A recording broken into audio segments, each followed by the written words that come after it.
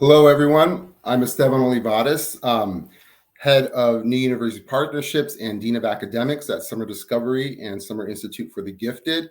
And we have a panel here today. We're going to be talking about leadership in education and really kind of just diving deep into what students will need to be leaders in the 21st century, and also just how the education sector plays a part of that.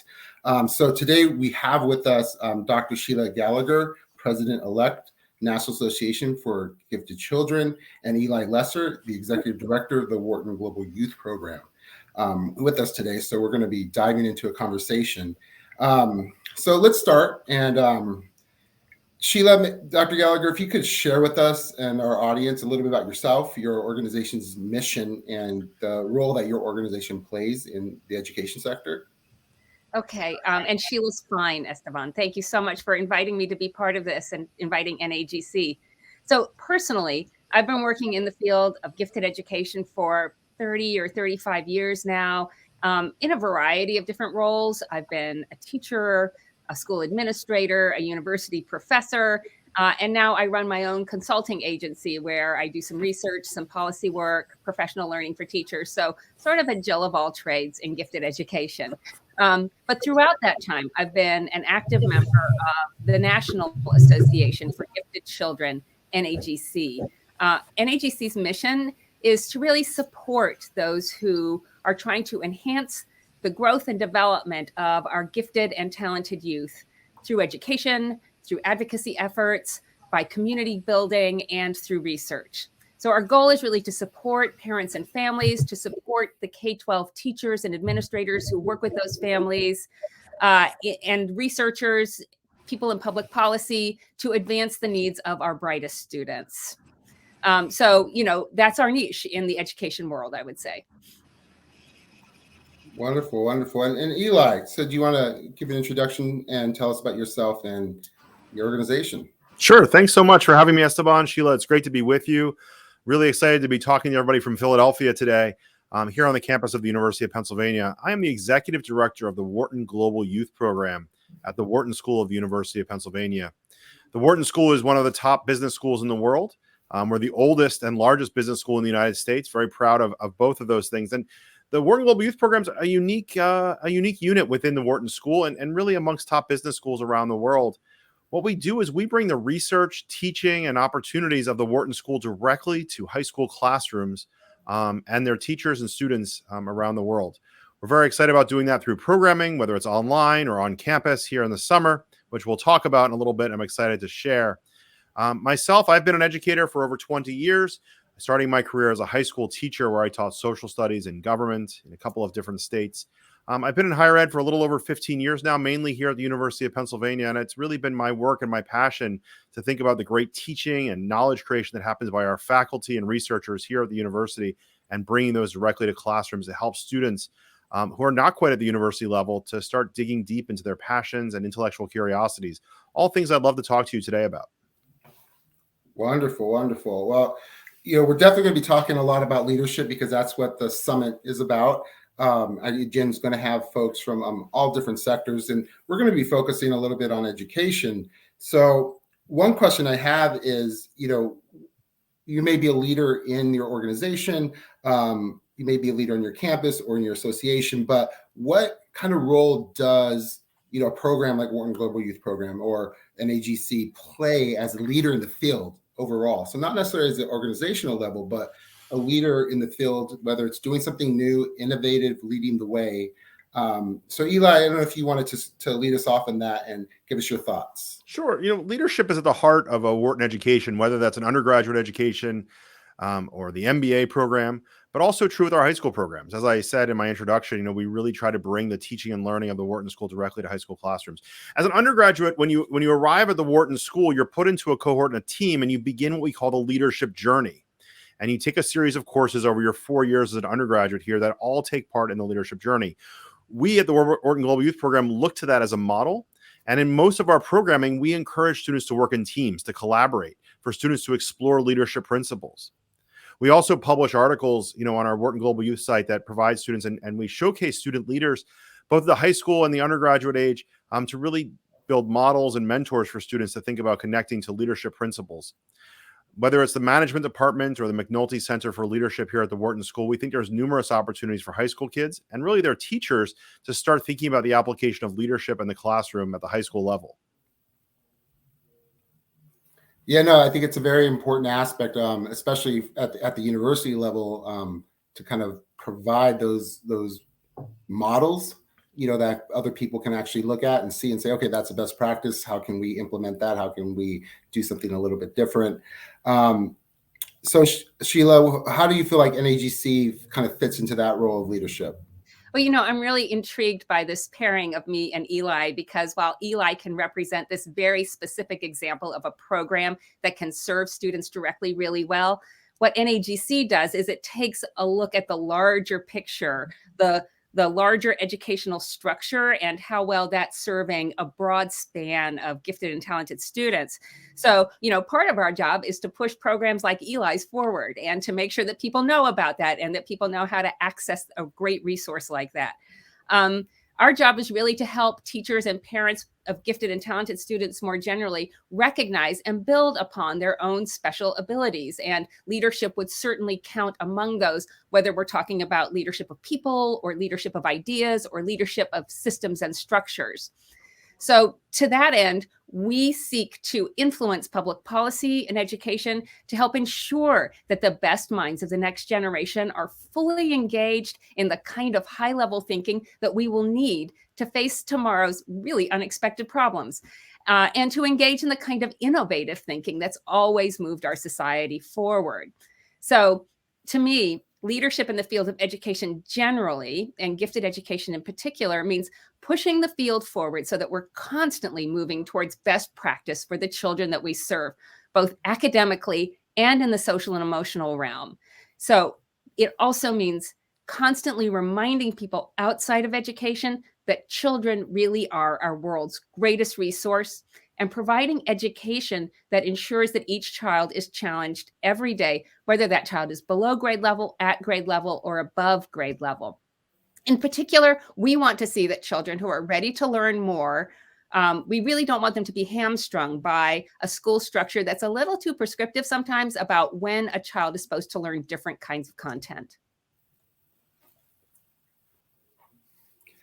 Well, at Summer Discovery and Summer Institute for the Gifted, kind of during these last 2 years, especially these last 2 summers, we realized our families were looking to us to continue to provide services. So we were trying to play, a leader in that sense, and continue to engage them, meet them where they're at, whether it was online, on campus, and to really provide what our families were expecting. I think one of the points I want to bring up is, Shelagh, I really appreciate you pointing out the social emotional connection to this, that it's not just intellectual development, it's also social emotional. It's something we think about here when we talk about bringing students to our campus or doing our programs online. An area that we think about is the social capital that students build. What are those networks that students can work on together? Pursuing an intellectual interest, making a connection, starting to broaden those horizons and make those connections. And that's all part of social emotional growth, which I think is a key to a leader, is being able to make those connections, understand how to seek knowledge and build those networks. I think we often find that in programs like Eli's, the part that happens after the program's over and the kids are socializing together, that can be the most powerful part for the kids, because so often they're the only one at home who thinks the way they do or has passions the same as they do. And so it really is an invaluable experience from them, both intellectually and emotionally. But I think it's the emotional part sometimes that carries them forward from one year to the next. I think that's an important aspect, though, just education and the programs in general, where people and the students are just finding their like-minded peers. For the first time, they're kind of in a classroom where everybody's excited about business or about biology or about science as they are, and they get to take that home, and that builds that social emotional intelligence for themselves, because they're kind of leaving with a little bit of like, I'm not the only one, and I can go back into the school year because I'm going to look forward to this program, or I'm going to look forward to this teacher or this gifted and talented program to really give me that outlet to kind of develop my leadership skills. So Eli, a question for you. What has Wharton Global Youth Program learned over the last 2 summers? Did you just close shop? How did you kind of adjust, and what happened? Well, we did what everyone did, right? So we looked at what the options were, and we went online. But we didn't do we had a luxury, right? So a bulk of our programming takes place in the summer. And when the university and most of the world shut down in March 2020, we had the luxury, albeit not a great one, of 3 months. We had 3 months till our first programming really started in June of 2020. So it allowed our team to sit down, take a deep breath, and look around and think about what we're going to do. So we didn't just take our typical courses that we offer face-to-face and say, how do we take a face-to-face course and put it online? Instead, we looked at online pedagogies. We looked at best practices. We looked at the impact that the pandemic had in a very short time over the those first 3 months with high school students, with being in Zoom and synchronous learning all the time, and saying, look, our programs are about exploration outside of the classroom. We don't want to replicate that experience where students sit in Zoom 5, 6, 7 hours a day and stare at a screen just as they would in an on-campus course. So instead, we kind of retreated back. We looked at the goals of what we want to teach. What were the learning objectives of each of our programs? And look, we have the world's leading programs in teaching high school kids about finance, entrepreneurship, data science, analytics, lots of areas of topics that we can teach here at the Wharton School. But I think it comes back to what we were talking about earlier that Sheila brought up about the social emotional connection, about what happens outside of the classroom. Mm-hmm. Typically in our programs, when students come to campus, and we're excited for them to return in summer 2022, the students have this remarkable experience from 9 to 5. They're in the classroom learning, intellectually pushing each other, learning from our faculty, taking advantage of our resources on campus. But when they walk outside of the classroom, learning continues. They make connections with their peers. They start building those social networks. They learn other cultures from their peers. They explore other areas of campus, whether it's our Penn Museum or the libraries. They explore the cultural attractions in the Philadelphia area where our campus sits. And so we said to ourselves as a team, look, as educators, we don't want to deny our students that opportunity. Just because we're online doesn't mean they can't have that out of classroom experience. So we took and built some remarkable classes in finance, in entrepreneurship, in product design, in data science, and sports analytics, and we put those online. We limited Zoom time to about 1 to 2 hours per day. We built a lot of asynchronous content for the students to explore deep, to work in teams, to co-work on projects together. But then we also built a virtual community. In the same learning platform where we offered our class, we built an asynchronous and synchronous community that ran over the entire summer to allow students to start getting new ideas and new interests. We had live events that brought in Wharton alumni to talk about career paths. We had staff from the Penn Library to talk about online resources from the library students can pursue. The Penn Band, the undergraduate student band, came on once a week and performed for our students to introduce them to the concepts of Penn traditions and all the great things that happen on campus. So the best we could, we replicated that experience. We created an out-of-classroom time experience that matched that of our in-classroom time intellectual experience. And what we found that students loved it. Students built connections. They formed their own teams. They took on challenges. We gave digital badges, and they were able to make those connections very similar to what they do in our dormitories and our campus outside of the classroom. So it was a huge learning experience for us. There were great lessons learned, ideas that we're pushing forward and going to carry with us post-pandemic as we return to campus and continue with our online programming. But really, it was about understanding and taking stock of the core of what our work is. And so it was not the worst time. It was an opportunity to innovate. It was an opportunity to think differently about our work. And I believe we rose to the challenge. Sheila, what did NAGC do during this time to support, educators and parents? I know as Summer Institute for the Gifted, I definitely was going to the NAGC site and looking at all, the resources that were out there, just figure out how can we do this better, and really support our families. So can you talk a little bit about NAGC? Sure. And I would say, just to echo what Eli was saying, if there's an advantage, a silver lining to this pandemic, it's been our opportunity for creativity. Because while he was brainstorming with his team on how to convert their program in 3 months, NAGC was trying to help support teachers who really had to pivot on a dime. So in the early days of the pandemic, we launched a collection on our website with information and resources for parents and educators on at-home education, for online teaching, best practice in online teaching, and social and emotional resources. We then offered a series of free webinars that focused on issues impacting educators of gifted students and parents. And then throughout the years, we would reach out to our members and to leaders in the field to share information that we were gathering in our newsletters, on blogs, again, around the issues impacting gifted educators and gifted students and their families. Earlier this year, NAGC launched a new platform called Engage, which is an online member community to support those who work with us regularly, to help connect members and educators and parents. So we did everything that was in our power to sort of reach out, to gather resources together, condense them, curate them so that they had the best of what was available through our website and through our various newsletters and other portals.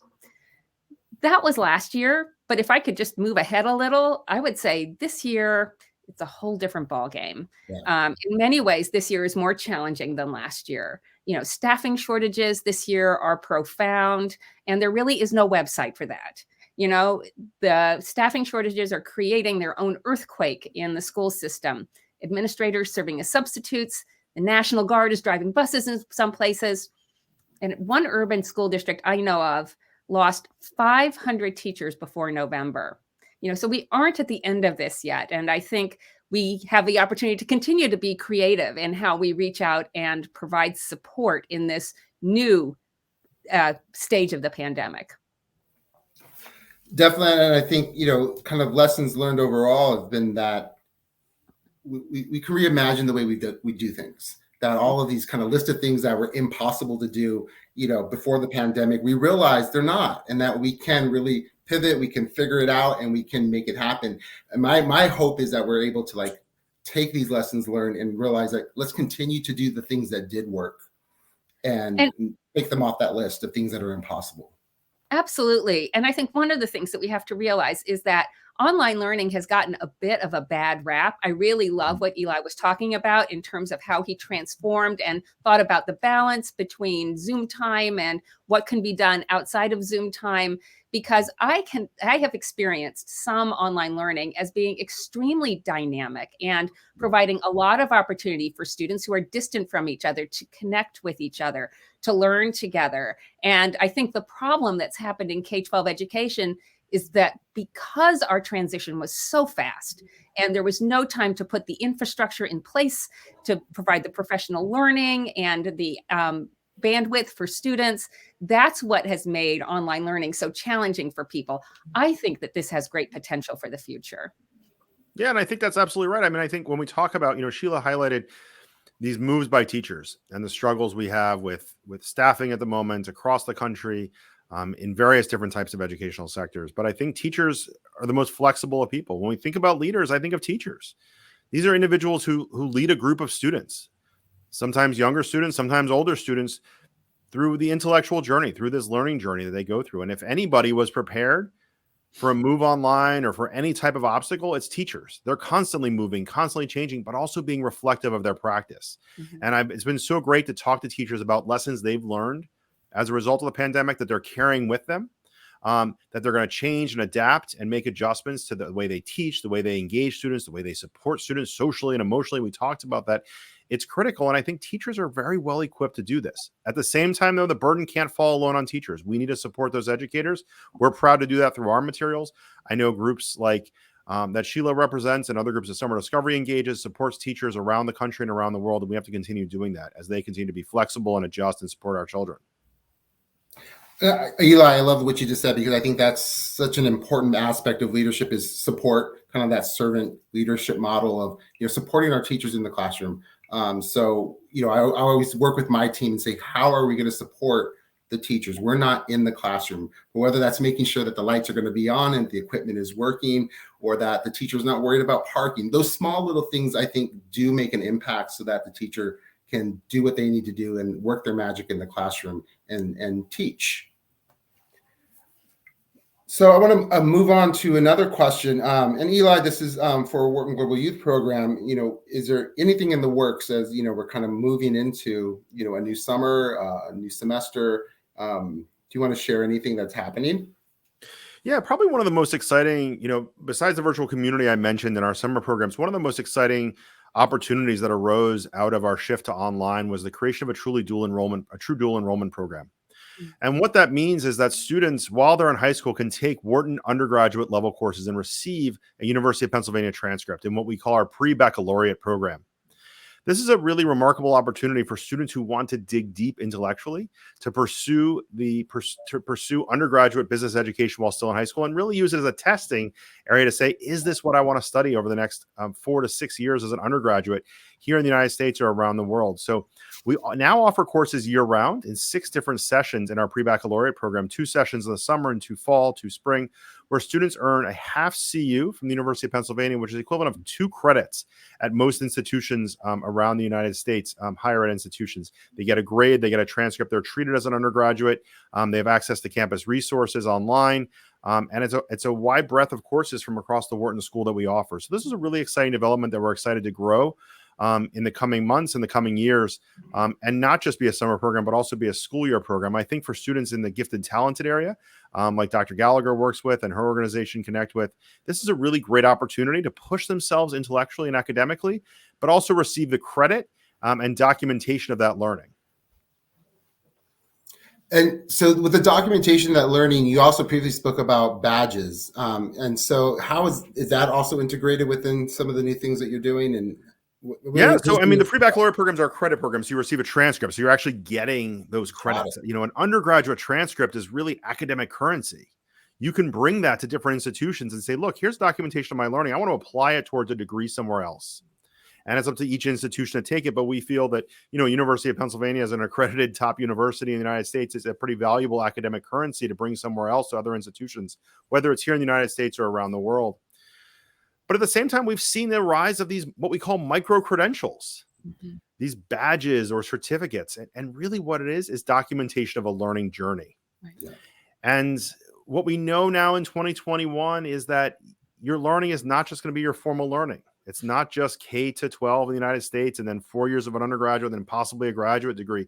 Your learning will continue. We used to call it lifelong learning, but really it's now ongoing learning. It's constant learning. It's formal and informal learning. And these micro-credentials, whether they're digital badges you can place on your social media, like a LinkedIn, or items you can put on your resume that document your learning, really demonstrate this path that you're taking. It documents your success. It documents the skills you've developed, and also shows people the various stops you've made in this journey. It's going to be a lifelong journey for individuals as they continue to reskill and upskill themselves and prepare for careers that we can't even imagine yet. Definitely. Yeah. And I'm definitely looking forward to learning a lot more about that aspect of badging and what it can mean for our students. Recently, I actually attended the national conference for NAGC in Denver. I did a lot of learning there. I should make my own badges for all the sessions I attended. It was an amazingly organized event, just jam-packed, really well organized and scheduled, and I learned a lot. But I would say it was actually the last panel that was like really kind of insightful for me. It was called Lessons from Leaders for Moving Forward into an Unknown Future. So I have to look at that.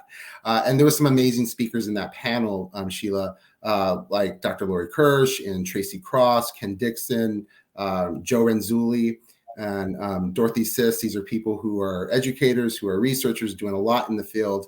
And my biggest takeaway from that panel was that it's not enough to make sure students are becoming, experts in math and science and, reading or writing or as researchers, but it's also these kind of soft, durable skills that are going to propel them to be leaders. That if you can you work with people? Can you work with people using technology? Can you work with people around the world?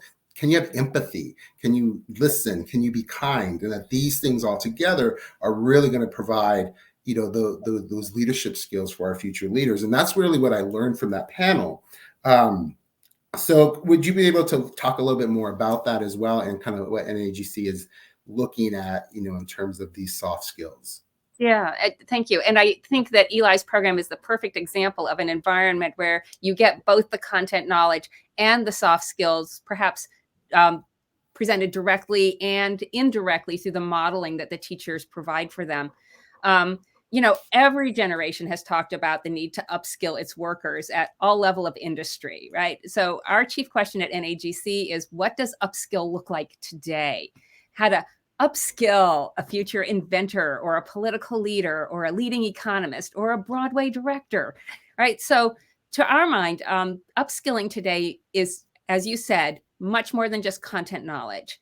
It means sophisticated thinking, the appreciation of interdisciplinary connections that exist within a complex problem. So it means being able to reach out, understand what you know and the limits of what you know, to be able to reach out and work with somebody whose paradigm is somewhat different, but who brings important knowledge to the table. Certainly means working with technology, and it requires more than thinking. It also requires thinking. Neurologists will tell us that it's really hard to think deeply about something you don't care about. And so the ability to connect what you're learning to care, to concern, to compassion is also an essential part of these soft skills that you're talking about. Definitely. And I think, as we kind of figure this out and we kind of dive more into experiential learning and, just giving students opportunities to, kind of simulate those working relationships, how to work with each other, especially over summer is really going to be very important. What more can we do? Yeah, maybe this is where you were going, but I'm just going to interject because we've been talking in very sort of grand terms about programs that kids can access. But I think one of the things that we've learned about most in this pandemic in terms of education is the importance of infrastructure and how infrastructure defines the difference between the haves and have-nots. And I just wanted to raise this point that I have concerns for all students across the board in the current environment. And for gifted and talented students in particular in the current climate. But the students I am most concerned about are gifted students in poverty and gifted students of color. We hear a lot of talk, and rightfully so, about recovering learning among low achievers right now. And it's vitally important. But we also need students who are going to be our future leaders from all sectors of our society. And we can't afford to simply exclusively focus on the low achievers and what they need. We need a both and environment where we're also looking at children in Title I schools who are sitting in classrooms where they are ready to advance faster than other kids. We are going to lose a generation of leaders because we aren't paying attention to the possibility that we have high potential students sitting in low income classrooms who are being ignored because they're performing on average and nobody's worried about them. And so I think that's kind of my next question is, how do we solve these problems, and we can't just go it alone. So, NAGC can do something, Wharton Global Youth Program can be a leader and provide best practices and provide curriculum. But, we need some more cross-sector, relationships here to kind of achieve these things that we're looking at, especially, around diversity and inclusion and access and equity for students, as you said, all types of students. So, where do we find these partnerships? And, especially for education, who else can, provide opportunities? Is it the corporate sector? Is it the tech? Is it nonprofits? Is it, government? Who needs to be at the table assisting education organizations, school districts to do what they need to do? Well, I want to say thank you to Shelagh for recognizing the BIPOC population and historically underserved students in this country, because they have been historically underserved, and historically this is based on race, and we want to be mindful of that, and we want to address that, and we want to take a stand with that. And I talked about our pre-baccalaureate program as an opportunity to pursue and dig deep intellectually. And so one of the things we're doing, and this is a partnership, this is the strength of these partnerships, is reaching Title I schools. This is a huge country. There's lots of different school districts out there. It's a federal system. There's a federal government, there's states, cities, locals, there's districts all in there. So we needed help identifying and reaching those students. So we've worked with a partner organization, the National Education Equity Lab, to connect us directly to Title I school districts. We were running a pilot this fall where we've taken our pre-baccalaureate studies program, which, as I mentioned, is a credit-based dual enrollment program, and we're offering it embedded in 8 Title I eligible school district schools high schools in the United States. That means that the students take it as part of the school day, because we know that students who have need, that's not limited to just what goes on in the school day. They to say, okay, take our program in the evening, take it after time. Well, kids have to work. Kids take care of younger siblings. They have jobs. They have a lot of demands in their life, a lot of stress in life. If we put that as part of the school day, we can find success. And we have these schools taking a remarkable course in finance. They're receiving Wharton undergraduate credit at no cost, thanks to a partner that made us and helped us make that connection. We need organizations like NAGC and other organizations that talk directly to students and schools to help them connect to the resources we have at the Wharton School so we can provide that learning. Definitely. And I think it's just so important that we really recognize that who needs the outreach, who needs the services, where are the populations that are being underserved. That's one thing I love about IdeaGen is this whole idea of raising awareness about the UN SDGs.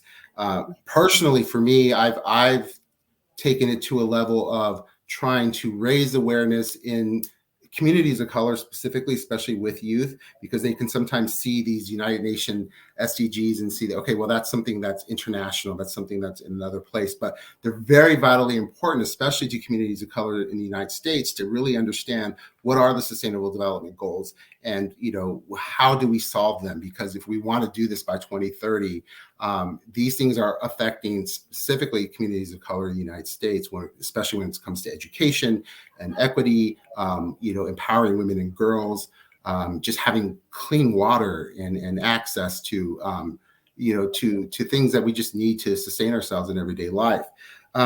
So these 17 goals, they're a big thing. These kids right now, they're going to inherit this world. They're going to inherit all the problems that we need to solve. So how are we going to prepare them to be the architects of this framework as they inherit it, to be those leaders who are going to solve those problems? So what do you see as the most pressing, 21st century skills that we can focus on in education? It's a big question. It's a very big question. But what do you see as those skills that we need to focus on, and how can, our organizations play a role? I'll jump in and say, I think that they are all of the skills and tools that are associated with teams that are working on ill-structured problems, because those are the kinds of problems that the UN goals address, right? Big, messy problems for which there is no answer in the back of the book. I think we need to be exposing kids to curriculum like this, structured that way, so that they become comfortable as learners in an ambiguous, ill-structured environment. So what are the skills? Collaboration, perspective taking, being able to appreciate somebody else's point of view and understand different paradigms of thought. Comfort with complexity, interdisciplinary thinking, a desire to reach out and to find new information when you don't know what you don't know. All of those things. And then, there are the technical skills in terms of working with tools that will be ever evolving. And I think one of the largest challenges for us as educators is that we can't imagine the world that they are going to enter into. The best we can do is to provide them with the skills, the tools, and the knowledge that approach expertise, expert-like thinking. And I think that is the best road forward. So, Esteban, it's a great question. And when I look at the goals and I think about these remarkable goals and the challenges that are in front of them, I think about a book that I read last summer. I read a biography, the new biography of Eleanor Roosevelt by David Michaelis, and an absolutely beautiful story. I knew a little bit about Eleanor Roosevelt, but didn't know the complete story of who she was. And really, someone directly tied to the United Nations. Here it was, America's first representative to the United Nations Human Rights Conference. And I think if she was alive today, she would love these goals. She would enjoy seeing these goals and say, okay, let's go tackle them. Okay. And I think one of the things that struck me about Eleanor Roosevelt's life was that she was a lifelong learner. And this is something I've talked about earlier, is that she grew from who she was when she was born and the world that she was born into to the woman she became is an absolutely remarkable story of someone who's changed and evolved and grown over time. And she talks about, and in many ways, the author talks about this too, the thesis of the book is humanity grew out of connections to people. And so I think the skill that we have is that despite the online tools, despite the technology, despite the need to be separate, we as people crave being with other people.